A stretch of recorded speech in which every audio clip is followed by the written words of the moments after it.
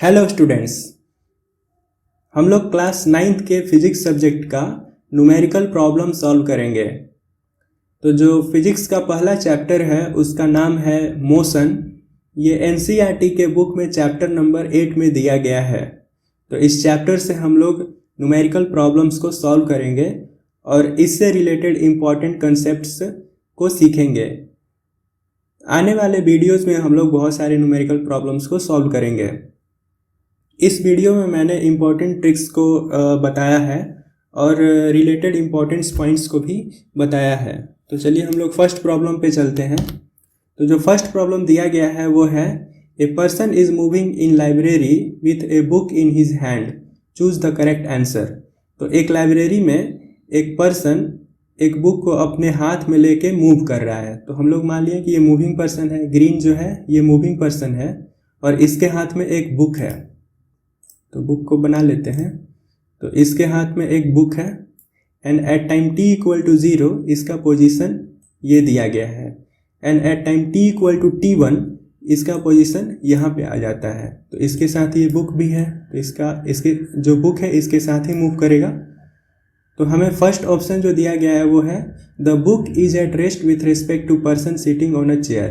तो हम मान लेते हैं कि जो पर्सन है जो कि चेयर पे बैठा हुआ है वो है ये पर्सन। तो सिंस ये चेयर पे बैठा हुआ है तो ये रेस्ट में होगा।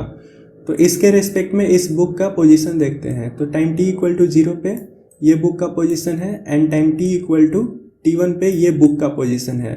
तो विथ रिस्पेक्ट टू टाइम जो बुक का पोजीशन है with respect to blue person जो कि रेस्ट में है और चेयर पे बैठा हुआ है, उसके रेस्पेक्ट में बुक का पोजीशन टाइम के साथ चेंज हो रहा है।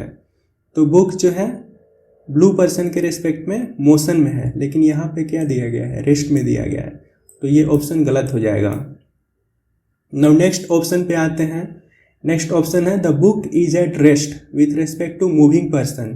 तो ये मूविंग पर्सन है, तो इसके रेस्पेक्ट में हमें बुक का स्टेट बताना है कि ये मोशन में है कि रेस्ट में है। तो at time t equal to 0 पे ये बुक इसके साथ इसी के पास था और at time t equal to t1 पे ये बुक इसी के पास है। तो ग्रीन पर्सन के रेस्पेक्ट में बुक का पोजीशन चेंज नहीं हो रहा है। तो ग्रीन पर्सन के रेस्पेक्ट में जो बुक है वो रेस्ट पे है, तो यहाँ पे रेस्ट ही दिया गया है। तो ये ऑप्शन सही हो गया। जो नेक्स्ट ऑप्शन है the book is in motion with respect to moving person. तो मूविंग पर्सन के रेस्पेक्ट में बुक रेस्ट पे है, मोशन में नहीं है। तो ये गलत हो गया, नन ऑफ दिस नहीं होगा क्योंकि बी ऑप्शन करेक्ट हो चुका है। तो यहाँ पे एक इम्पॉर्टेंट कंसेप्ट ये है कि जब ग्रीन पर्सन इस बुक को देख रहा है तो इसके रेस्पेक्ट में ये बुक रेस्ट पे है, ठीक है। और इसी बुक को जब ये ब्लू पर्सन देख रहा है तो ये बुक मोशन में है। ऐसा क्यों? ऐसा इसलिए कि जो मोशन टर्म है ये एब्सोल्यूट नहीं होता है, ये रिलेटिव टर्म होता है और ये डिपेंड करता है कि मोशन को ऑब्जर्व कौन कर रहा है। जब इस बुक के मोशन को ये ग्रीन पर्सन देख रहा है तो इसको रेस्ट में लग रहा है और उसी को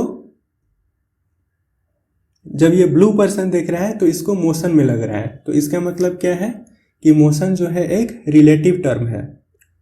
तो अब हम चलते हैं नेक्स्ट प्रॉब्लम पे। जो प्रॉब्लम नंबर 2 है वो है a person is moving from A to B and from B to C as shown. तो एक पर्सन है जो कि A पर है और पहले वो A से B तक जाता है जिसका दूरी है 4 मीटर और फिर ये B से C तक जाता है जिसके बीच में डिस्टेंस है 3 मीटर। तो हमें बताना है डिस्टेंस एंड डिस्प्लेसमेंट। तो डिस्टेंस क्या होता है? डिस्टेंस होता है actual length of the path travelled. तो actual length of the path travel क्या होगा? तो ये इस पाथ से होके जाता है A से B और फिर जाता है B से C। तो इसका एक्चुअल लेंथ क्या होगा? Distance of length of AB plus BC। तो इसका लेंथ कितना होगा? 4 प्लस 3। तो इसका लेंथ हो गया 7 मीटर। मीन्स इसका एक्चुअल पाथ का लेंथ जो है, एक्चुअल जो पाथ है उसका लेंथ ही हो जाता है डिस्टेंस। तो इसका डिस्टेंस 7 मीटर आ गया। अब हमें बताना है डिस्प्लेसमेंट, इसके बीच में डिस्प्लेसमेंट। तो इसका जो इनिशियल पॉइंट है इसका A और इसका जो फाइनल पॉइंट है वो है C। तो डिस्प्लेसमेंट होता है the shortest distance between the initial and final point. तो शॉर्टेस्ट डिस्टेंस क्या है? Length of the shortest distance between initial and final point, तो ये है AC, हमें AC का लेंथ बताना पड़ेगा। डिस्प्लेसमेंट जो है वो है shortest distance between A and C, initial और फाइनल पॉइंट के बीच का जो शॉर्टेस्ट डिस्टेंस है वही डिस्प्लेसमेंट होता है। और the length of the straight line connecting initial and final point, वो हो जाता है डिस्प्लेसमेंट। डिस्प्लेसमेंट है a straight line, length of a straight line connecting initial and final point, तो वो हो जाता है डिस्प्लेसमेंट। तो हमें AC बताना है, तो AC कैसे कैलकुलेट करेंगे? तो ये एक राइट एंगल ट्रायंगल है, इसमें हमें बेस दिया गया है और हाइट दिया गया है, ये 90 डिग्री है। तो हम AC कैलकुलेट कर लेंगे यहाँ से, AB का स्क्वायर प्लस BC का स्क्वायर का रूट, ये आ जाता है 5 मीटर। तो इसका हमें डिस्प्लेसमेंट पता चल गया, लेकिन डिस्प्लेसमेंट एक वेक्टर क्वांटिटी है, हमने इसका मैग्नीट्यूड बता दिया कि 5 मीटर इसका मैग्नीट्यूड है, लेकिन हमें इसका डायरेक्शन भी बताना पड़ेगा, क्योंकि डिस्प्लेसमेंट एक वेक्टर क्वांटिटी है, इसका मैग्नीट्यूड और डायरेक्शन दोनों होता है। तो इसका हमें इसका डायरेक्शन कैसे बताएंगे? तो किसी भी रेफरेंस पॉइंट से हमें इसका पर्सन का फाइनल पोजीशन का ओरिएंटेशन बताना पड़ेगा। तो हॉरिजॉन्टल से ये कितने एंगल पर है, तो वो हमें बताना पड़ेगा, मतलब हमें थीटा बताना पड़ेगा यहाँ पे। तो थीटा कैसे कैलकुलेट करेंगे? Simply tan inverse BC by AB, तो BC कितना है 3/4, तो जब हम इसको कैलकुलेट करेंगे तो ये आएगा 37 डिग्री। तो हॉरिजॉन्टल से ये 37 डिग्री पर है, ठीक है। तो हमने डिस्प्लेसमेंट का जो मैग्नीट्यूड है और जो डायरेक्शन है दोनों बता दिया। नो, अब चलते हैं नेक्स्ट प्रॉब्लम पे। नेक्स्ट प्रॉब्लम है a person is moving in a circular path of radius 1, what is the distance and the displacement of person when he complete 1 round. तो एक पर्सन है जो कि सर्कुलर पाथ पे मूव कर रहा है, तो ये मान लेते हैं ये सर्कुलर पाथ है और पर्सन जो है स्टार्ट यहाँ से करता है, ठीक है, और इस डायरेक्शन में मूव करता है। तो जब ये एक राउंड कंप्लीट करता है, मतलब यहाँ से स्टार्ट करके घूमते घूमते घूमते घूमते यहाँ तक आ जाता है, यहाँ तक आ गया, तो हमें उसका बताना है डिस्टेंस कितना ट्रेवल किया और उसका डिस्प्लेसमेंट कितना हुआ, ठीक है। तो डिस्टेंस क्या होता है? It is the actual length of the path travel. तो इसका पाथ ये हो गया, तो इसका पाथ कितना होगा? Circumference of the circle. तो इसका सरकमफ्रेंस होता है, सर्कल का सरकमफ्रेंस होता है 2πr। तो r का वैल्यू कितना है? रेडियस इसका 1 दिया गया है, जब हम इसमें वैल्यू पुट करेंगे तो ये आएगा 6.28 मीटर। अब इसका डिस्प्लेसमेंट बताना है, तो डिस्प्लेसमेंट क्या होगा? Shortest distance between initial and final point, ठीक है। तो इसका इनिशियल और फाइनल पॉइंट सेम ही है, तो इसलिए इसका डिस्प्लेसमेंट कितना हो जाएगा? 0, क्योंकि जहाँ से स्टार्ट किया वो वहीं पे आ जाता है। तो इनिशियल और फाइनल पॉइंट के बीच में डिस्टेंस कितना हुआ? 0 हो गया, तो इसलिए डिस्प्लेसमेंट इसका 0 हो गया। अब हम चलते हैं नेक्स्ट प्रॉब्लम पे, प्रॉब्लम नंबर 4। तो यहाँ पे दिया गया है choose the correct option by seeing the graph of displacement and time. तो ये डिस्प्लेसमेंट है और ये टाइम है, तो इस ग्राफ को देख के हमें ये करेक्ट ऑप्शन चूज करना है। फर्स्ट है यूनिफॉर्म वेलोसिटी। तो यूनिफॉर्म वेलोसिटी का डेफिनेशन होता है इक्वल डिस्टेंस इन और equal displacement in equal interval of time. तो हमने यहाँ पे हर nth सेकेंड में इसका डिस्प्लेसमेंट कैलकुलेट किया हुआ है। तो फर्स्ट सेकेंड, यहाँ पे फर्स्ट सेकेंड है, मतलब 1 सेकेंड से 2 सेकेंड के बीच में कितना डिस्टेंस ट्रेवल किया, डिस्प्लेसमेंट ट्रेवल किया, ये वाला, ठीक है। तो ये कितना है? डिस्प्लेसमेंट 10 मीटर है, 20 - 10 10 मीटर। देन नेक्स्ट सेकेंड है ये वाला सेकेंड है, तो इसके बीच में डिस्टेंस कितना ट्रेवल किया है? 30 - 20 अगेन 10। और जो नेक्स्ट सेकेंड है वो है थर्ड सेकेंड, ये वाला, तो इसके बीच में कितना डिस्टेंस ट्रेवल किया है? 40 - 30 अगेन 10। जो नेक्स्ट सेकेंड है वो है फोर्थ सेकेंड, तो फोर्थ सेकेंड में कितना डिस्टेंस ट्रेवल किया? वो अगेन है 50 - 40, तो अगेन 10 सेकेंड। तो मतलब हर इक्वल टाइम इंटरवल में इक्वल डिस्प्लेसमेंट ट्रेवल कर रहा है। तो मतलब क्या है? ये यूनिफॉर्म वेलोसिटी है, नॉन यूनिफॉर्म नहीं होगा, क्योंकि इक्वल टाइम इंटरवल में अनइक्वल डिस्प्लेसमेंट कवर करना चाहिए, तब जाके वो अगर कवर करता है। इक्वल टाइम इंटरवल में अगर अनइक्वल डिस्प्लेसमेंट कवर करता है तब जाके नॉन यूनिफॉर्म वेलोसिटी होगा। लेकिन यहाँ पे इक्वल टाइम इंटरवल में इक्वल डिस्प्लेसमेंट यहाँ पे हो रहा है, तो इसलिए ये यूनिफॉर्म वेलोसिटी होगा, नॉन यूनिफॉर्म नहीं होगा। तो अब चलते हैं नेक्स्ट प्रॉब्लम पे, problem number 5। Find the instantaneous velocity at 2 second from the graph given below. तो यहाँ पे एक ग्राफ दिया गया है, तो इसको स्टडी करके हमें इसका इंस्टेंटेनियस जो पार्टिकल मूव कर रहा है उसका इंस्टेंटेनियस वेलोसिटी बताना है एट 2 सेकेंड। तो सबसे पहले इंस्टेंटेनियस वेलोसिटी होता क्या है? इंस्टेंटेनियस वेलोसिटी होता है velocity at A instant, at any instant. हम 2 सेकेंड पे बोल रहे हैं तो उसका मतलब कि एग्जैक्टली 2 सेकेंड पे उसका वेलोसिटी कितना है, तो ये चीज़ हमें बताना है कि एग्जैक्टली 2 सेकेंड पे उसका वेलोसिटी कितना है। तो अगर हम इस ग्राफ को देखेंगे तो हमें ये पता चल रहा है कि जो इसका स्लोप है, डिस्प्लेसमेंट और टाइम का स्लोप है, ये कांस्टेंट है, क्योंकि ये स्लोप जो है ये चेंज नहीं हो रहा है, ये स्लोप यूनिफॉर्म है और ये कांस्टेंट स्लोप है। तो डिस्प्लेसमेंट और टाइम का जो स्लोप है वो एवरेज वेलोसिटी को बताता है, तो इसका एवरेज वेलोसिटी कितना होगा? एवरेज वेलोसिटी इसका स्लोप होगा। अब स्लोप कैसे कैलकुलेट करेंगे? Displacement by time. तो इसका जो मोशन है यहाँ से स्टार्ट होके यहाँ तक जाता है, तो इस टाइम इंटरवल में ये इतना डिस्प्लेसमेंट कवर करता है। ये डिस्प्लेसमेंट कितना हुआ? 50 माइनस 10 40, तो ये 40 आ गया। और इसको ट्रैवल करने में टाइम कितना लगा? 5 माइनस 1 4, ये यहाँ पे 4 आ गया। तो इसका एवरेज वेलोसिटी कितना आ गया? 10 मीटर पर सेकेंड। ठीक है। Through out the time interval means इसका एवरेज वेलोसिटी कितना होता है? 10 मीटर पर सेकेंड। तो हम, और ये जो वेलोसिटी है ये कांस्टेंट है, इसी कांस्टेंट वेलोसिटी से ये मूव कर रहा है through out the time interval. तो हम किसी भी टाइम इंटरवल पे देखेंगे तो इसका वेलोसिटी कितना आएगा? 10 मीटर पर सेकेंड ही आएगा। तो यही इसका इंस्टेंटेनियस वेलोसिटी ही हो जाएगा। इसका रीज़न क्या है? क्योंकि ये यूनिफॉर्म वेलोसिटी से move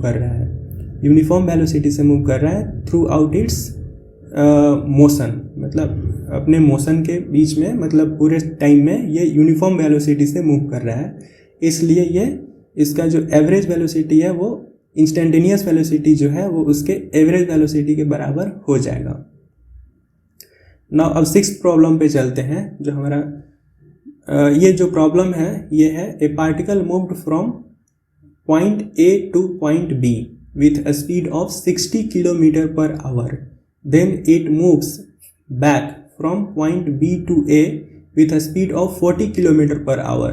find the following for entire journey. तो एक पर्सन है, पहले पॉइंट ए से पॉइंट बी तक गया with a speed of 60 kilometre per hour, then point B से पॉइंट ए की तरफ आया, पॉइंट ए पे आया with a speed of 40 kilometre per hour. तो हमें इसका डिस्प्लेसमेंट बताना है, डिस्टेंस बताना है, एवरेज वेलोसिटी बताना है एंड एवरेज स्पीड बताना है। तो डिस्प्लेसमेंट क्या होगा? डिस्प्लेसमेंट होगा distance between initial and final point. तो पहले ये पर्सन क्या करता है? ये ए से बी तक जाता है और फिर वापस बी से ए तक आ जाता है। तो इसके बीच का इनिशियल और फाइनल पोजीशन के बीच में डिस्टेंस कितना होगा? 0 आ गया होगा, क्योंकि वो अपने इनिशियल पॉइंट पर ही आ जाता है, तो ये 0 हो गया। अब डिस्टेंस कवर्ड क्या होगा? डिस्टेंस कवर्ड होगा, टोटल डिस्टेंस कवर्ड होगा path of length of the path travelled. तो जो ये पाथ ट्रेवल करता है उसी का लेंथ हो जाएगा। तो पहले ये ए से बी तक गया और फिर ये बी से ए तक आ गया, तो इसका जो लेंथ होगा, इसका जो डिस्टेंस होगा वो होगा 2 times length of the A B. तो ये हो जाएगा 2 इंटू एस। एस हम लोग मान लिए हैं कि एस जो है ए बी का लेंथ है एस, तो इसलिए 2s हो जाएगा, इसका डिस्टेंस 2s हो जाएगा। तो अब एवरेज वेलोसिटी कितना होगा? एवरेज वेलोसिटी होता है डिस्प्लेसमेंट बाई टाइम टेकन।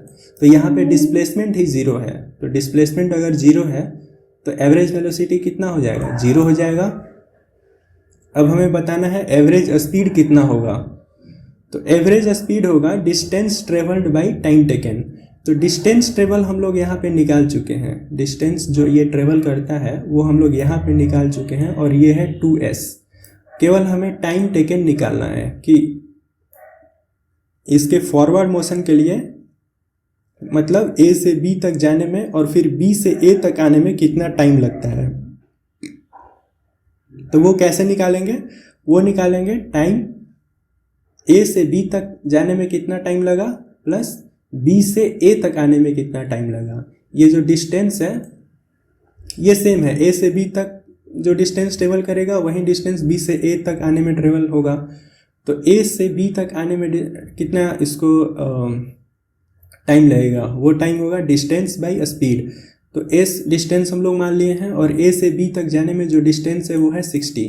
तो यहाँ पे हम लोग 60 पुट कर दिए, और b से a आने में जो टाइम लगेगा वो है डिस्टेंस बाई इसका स्पीड। सो b से a जब रिटर्न कर रहा है तो इसका स्पीड 40 हो जाता है, तो इसलिए यहाँ पे 40 आएगा। तो जब इसको सॉल्व करेंगे तो ये आएगा s बाई 24। तो टाइम टेकन कितना आ गया टोटल, s बाई 24, और ये टाइम टेकन जो है a से b और b से a तक आने में है s बाई 24। तो s बाई 24 को हम लोग यहाँ पे पुट कर देंगे, जब इसको सॉल्व करेंगे तो ये आएगा 48 किलोमीटर पर आवर। ठीक है, तो ये सॉल्व हो गया। अब इसमें कुछ इंपॉर्टेंट ट्रिक भी है। तो जो फर्स्ट ट्रिक है वो है a particle covers 2 consecutive equal distance. यहाँ पे क्या दिया गया है, equal distance with a speed v1 and v2, then average speed इसका क्या होगा 2v1 v2 by v1 plus v2। ये क्या कह रहा है कि एक पार्टिकल है जो कि 2 कंसेक्यूटिव डिस्टेंस को ट्रेवल कर रहा है। मान लीजिए फर्स्ट ये है a से b, और फिर ये जाता है b से c। ठीक है, और जो AB है BC के बराबर होना चाहिए, क्योंकि ये यहाँ पे दिया गया है equal distance AB equal to BC। तो इक्वल डिस्टेंस को डिफरेंट वेलोसिटी से कवर किया जा रहा है। यहाँ पे फर्स्ट जो है AB को v1 से और BC को v2 से, v2 स्पीड से ट्रेवल कर रहा है, तब इसका एवरेज वेलोसिटी कितना होगा, इसका एवरेज वेलोसिटी हम लोग इससे कैलकुलेट कर सकते हैं। देन सेकेंड इंपॉर्टेंट ट्रिक है वो है a particle covers 3 consecutive equal distance. तो यहाँ पे भी कंडीशन दिया गया है इक्वल डिस्टेंस होना चाहिए, मतलब 3 कंसेक्यूटिव इक्वल डिस्टेंस होना चाहिए, और जो स्पीड है इसके बीच का जो कवर कर रहा है डिस्टेंस को, वो किस स्पीड से ट्रेवल कर रहा है, v1 से, v2 से, v3 से। तो मतलब एक और जो है थर्ड डिस्टेंस आ गया CD, और ये भी इक्वल है AB BC CD, ये इक्वल हो गया, ये इक्वल होना चाहिए, मतलब इसका कंडीशन है ये इक्वल होना चाहिए। और जो AB डिस्टेंस है उसको v1 वेलोसिटी से ट्रेवल करेगा, BC जो डिस्टेंस है उसको v2 वेलोसिटी से ट्रेवल करेगा, और जो CD डिस्टेंस है उसको v3 स्पीड से ट्रेवल करेगा। तो जो इसका एवरेज वेलोसिटी आएगा वो डायरेक्टली हम लोग इस फॉर्मूला से कैलकुलेट कर सकते हैं। तो यह है 3v1 v2 v3 divided by v1 v2 plus v2 v3 plus v3 v1। तो इससे डायरेक्टली हम कैलकुलेट कर सकते हैं। जो थर्ड पॉइंट है वो है if A particle has a speed v1 4 time t1 and a speed v2 4 time t2। इस वाले पॉइंट में हमें इक्वल डिस्टेंस वाला कंडीशन नहीं दिया गया है। ठीक है, तो यहाँ पे कोई भी डिस्टेंस हो गया, मान लीजिए ये डिस्टेंस हो गया यहाँ से यहाँ तक AB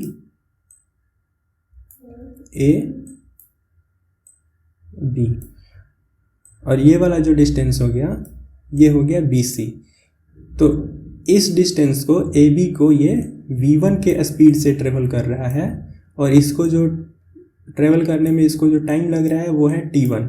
नाउ BC के डिस्टेंस को ये ट्रेवल कर रहा है v2 के स्पीड से, और इसको ट्रेवल करने में जो टाइम लग रहा है वो है t2। तो हमें इसका एवरेज स्पीड बताना है, एवरेज स्पीड क्या होगा। तो इसके लिए फॉर्मूला है v1 t1 plus v2 t2 divided by t1 plus t2। तो ये फॉर्मूला हम लोग समझ भी सकते हैं, बहुत सिंपल है। तो एवरेज स्पीड क्या होता है, डिस्टेंस बाई टाइम टेकन। तो डिस्टेंस AB के बीच का डिस्टेंस कितना होगा, स्पीड इनटू टाइम। तो v1 t1 यहाँ पे आ गया, प्लस टोटल डिस्टेंस हमें कैलकुलेट करना है। तो AB का डिस्टेंस हमें पता चल गया v1 t1, प्लस BC का डिस्टेंस कितना होगा, BC का डिस्टेंस होगा v2 t2 तो यहाँ पे हमने लिख दिया V2T2 और दोनों को जोड़ दिया तो A और C के बीच का हमें डिस्टेंस मिल गया, तो वो है V1T1 प्लस V2T2।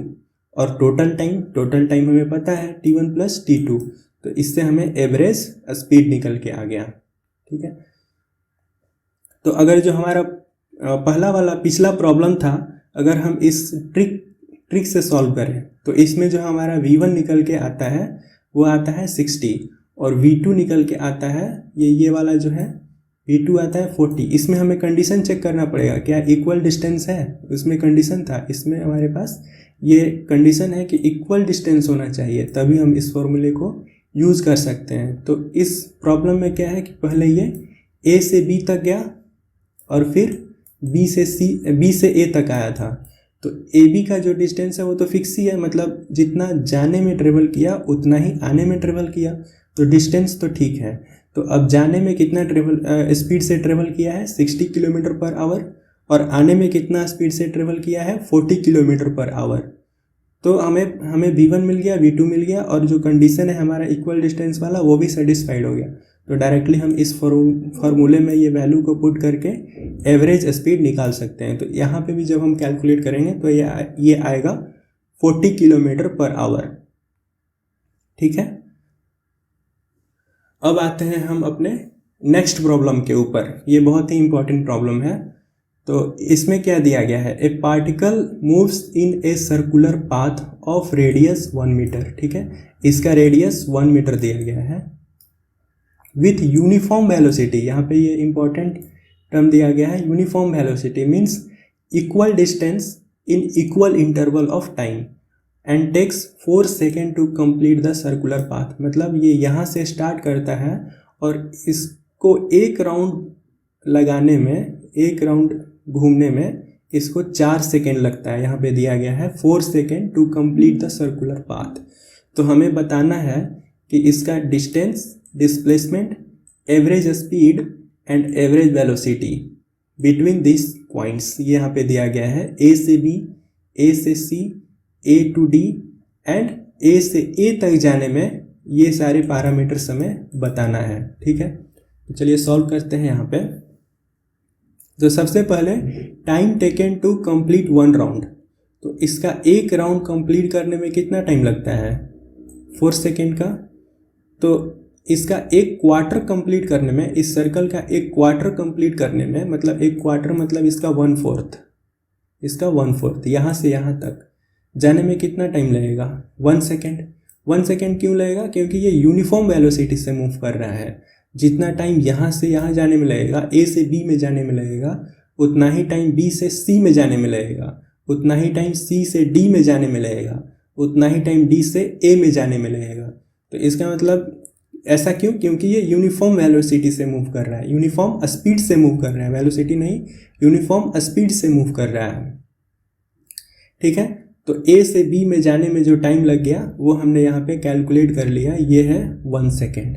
ठीक, तो अब हम इसका डिस्टेंस पता करते हैं कि A से B के बीच का डिस्टेंस क्या है। तो डिस्टेंस क्या है, actual length of the path. तो actual length of the path, तो ये पाथ कौन सा है, ये वाला पाथ है, तो इसका हमें लेंथ बताना पड़ेगा। इसका लेंथ कैसे बताएंगे, ये क्या है, ये एक सर्कल है, इस सर्कल का सरकमफेरेंस कितना होता है 2πr। लेकिन AB क्या है, AB सरकमफ्रेंस का एक क्वार्टर है, मतलब हमें इसको AB के आर्क लेंथ को कैलकुलेट करने के लिए हमें इसको 4 से डिवाइड करना पड़ेगा। तो हमने 4 से डिवाइड कर दिया, तो जब हम कैलकुलेट करेंगे 2πr/4 तो ये आएगा 1.57। तो ठीक है, इस आर्क लेंथ को हमने कैलकुलेट कर लिया, AB के आर्क लेंथ को कैलकुलेट कर लिया। ठीक, अब हमें बताना है कि इसका डिस्प्लेसमेंट क्या होगा। तो डिस्प्लेसमेंट क्या होता है, the length of the line connecting initial and final point. ठीक है, तो इसका इनिशियल पॉइंट A है और फाइनल पॉइंट B है।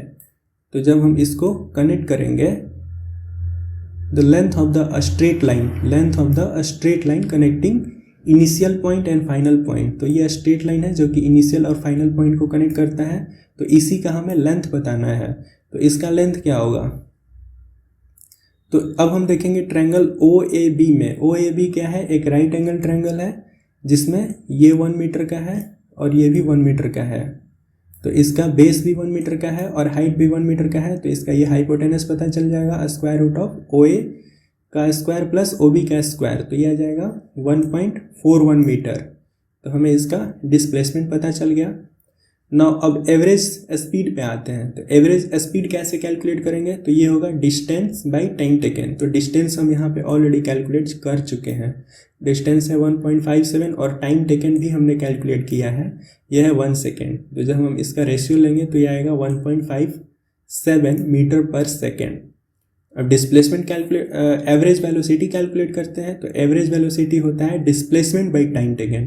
तो डिस्प्लेसमेंट हम लोग यहाँ पे कैलकुलेट किए हैं, डिस्प्लेसमेंट है 1.41 डिवाइडेड बाई टाइम, टाइम है 1 सेकेंड, तो ये आ जाएगा 1.41 मीटर पर सेकेंड। तो यहाँ पे एवरेज स्पीड जो है 1.57 है और एवरेज वेलोसिटी जो है 1.41 है। तो यहाँ पे एवरेज स्पीड ज़्यादा है, एवरेज स्पीड ज़्यादा आ रहा है एवरेज वेलोसिटी से, तो ये इंपॉर्टेंट पॉइंट है। ठीक है, अब हम चलते हैं ए से सी, ए से सी। ठीक है, तो इसको इरेज कर लेते हैं। ठीक है,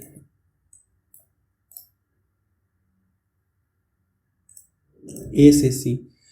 तो जब ये ए से सी तक पहुंचता है तो हमें इसका क्या बताना है, डिस्टेंस। तो डिस्टेंस कितना होता है, डिस्टेंस होता है actual length of the path travel. तो ये टोटल जो सरकमफ्रेंस है उसका लेंथ है 2πr।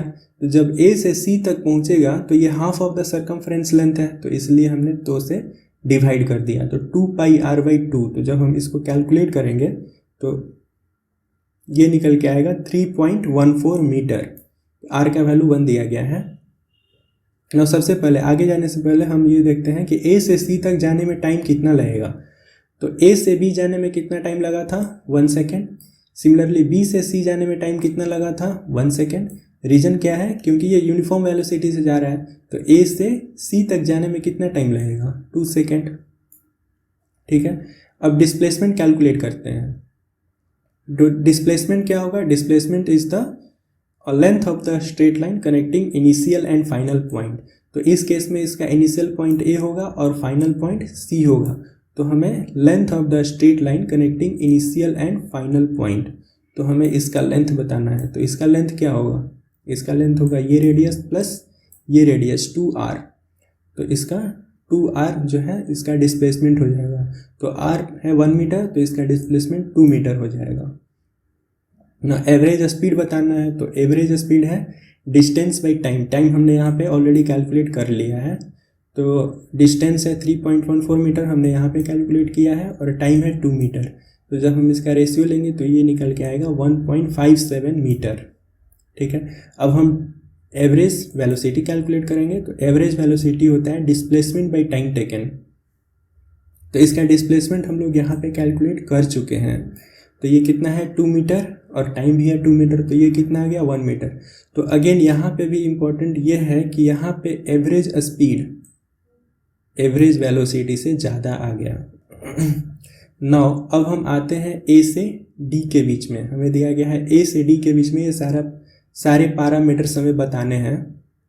तो इसको हम लोग क्लीन कर लेते हैं।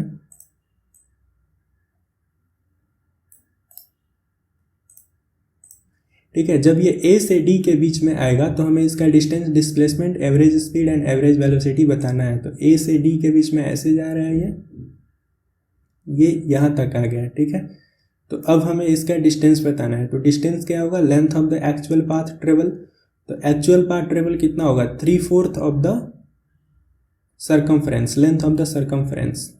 क्योंकि एक ये वाला हो गया, ये क्वार्टर हो गया, ये क्वार्टर हो गया, तो टोटल 3 क्वार्टर इसने ट्रेवल कर लिया डी तक आने में, 3 क्वार्टर्स।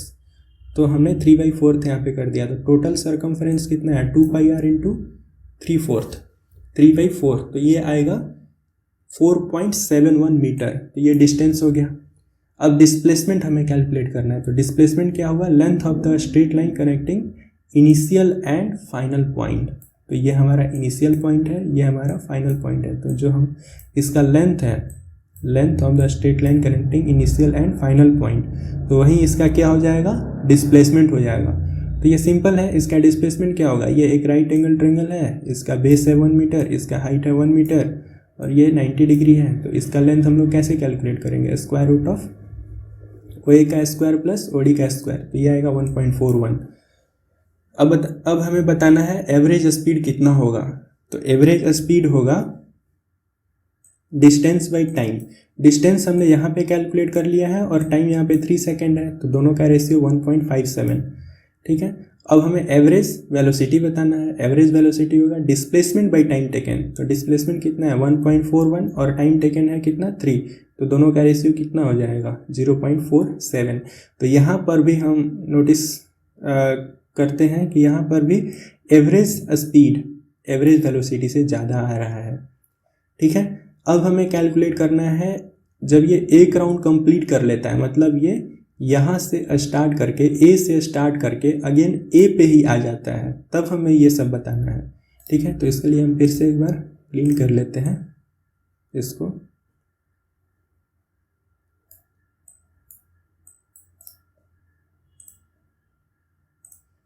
तो ये ए से स्टार्ट करता है और ये घूमते घूमते अगेन ए पे आ जाता है।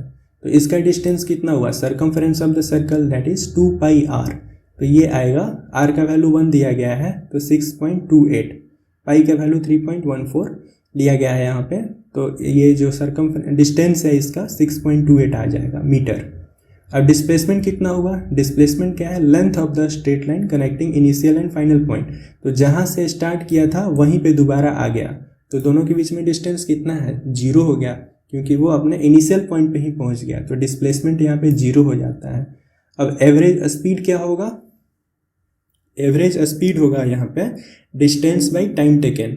तो अब यहाँ पे टाइम टेकन कितना होगा, क्योंकि यहाँ पे प्रॉब्लम में ही दिया गया है कि इस पूरे सर्कल को 1 राउंड लगाने में इसको 4 सेकेंड का टाइम लगता है। मतलब जब ये ए से स्टार्ट करके अगेन ए पे आ जाता है तो इसको 4 सेकेंड लगता है।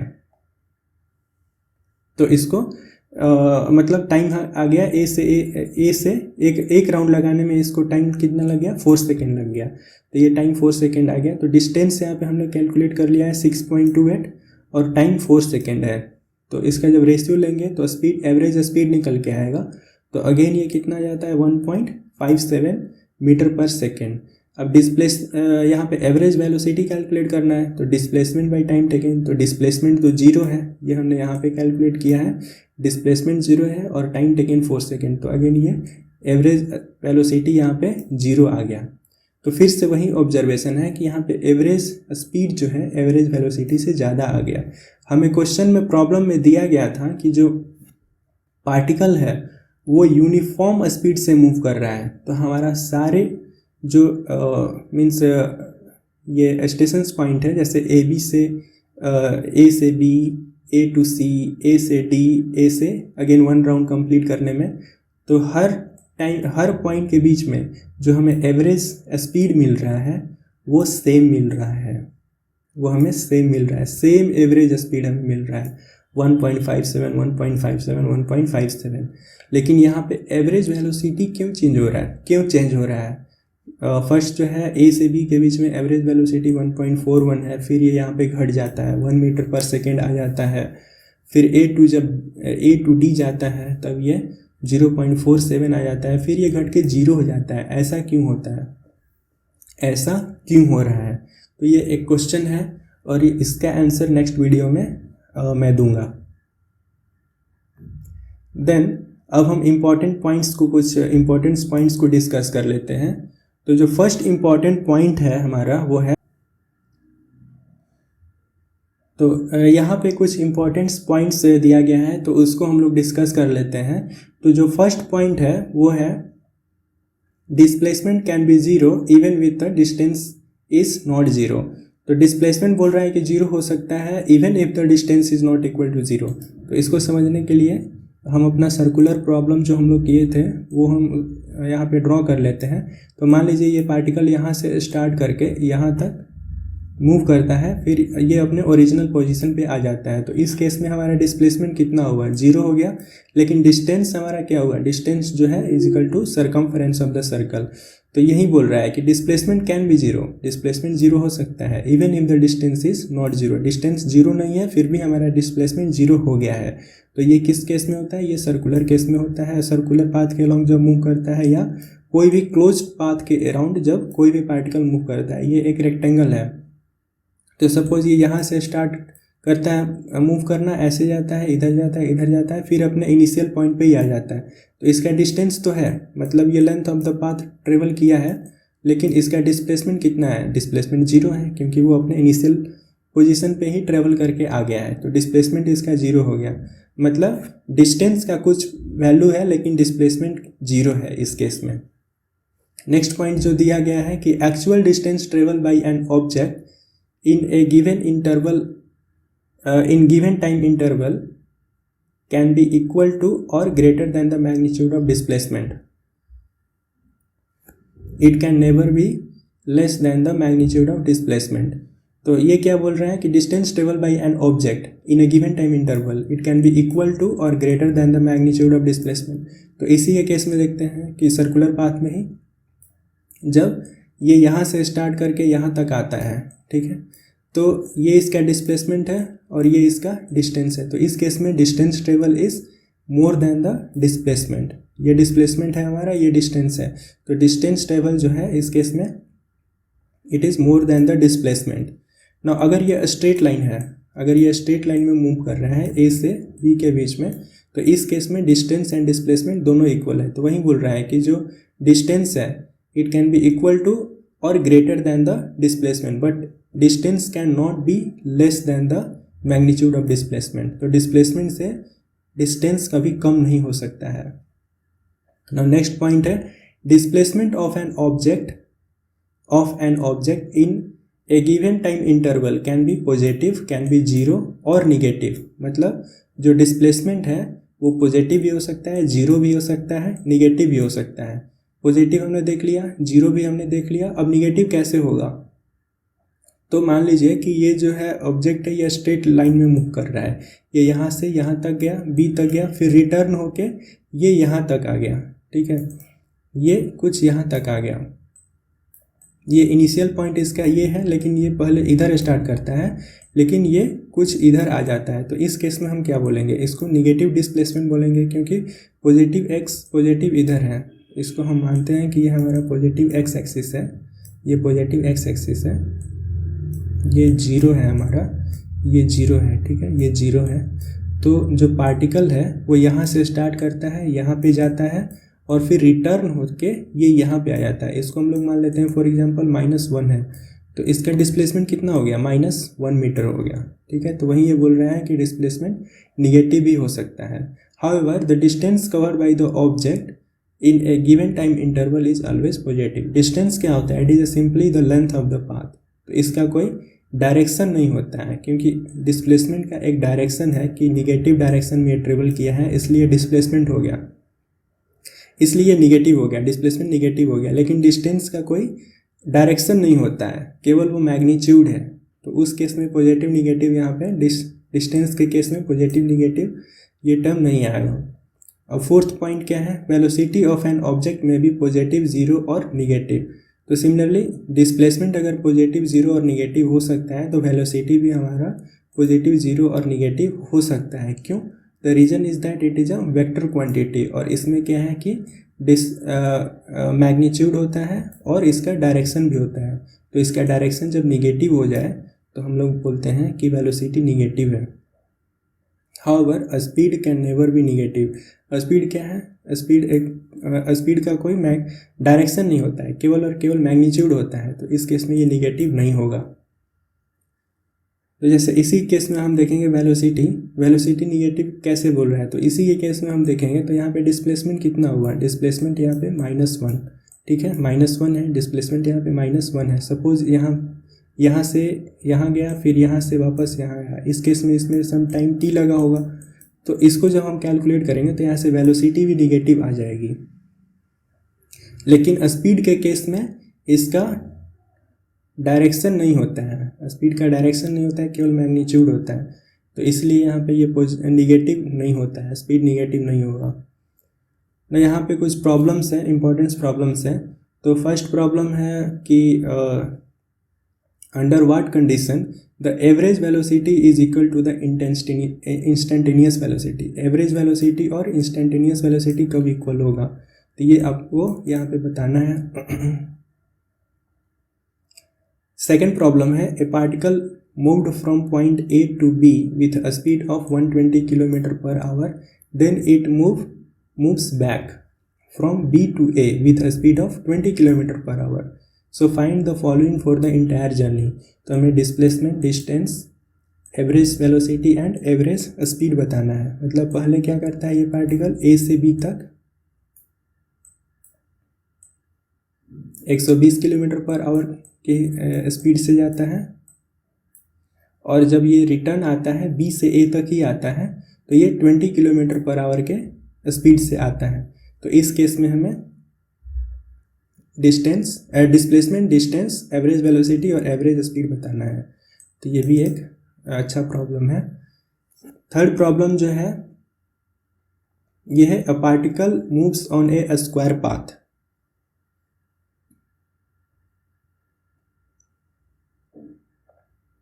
Of length 1 metre.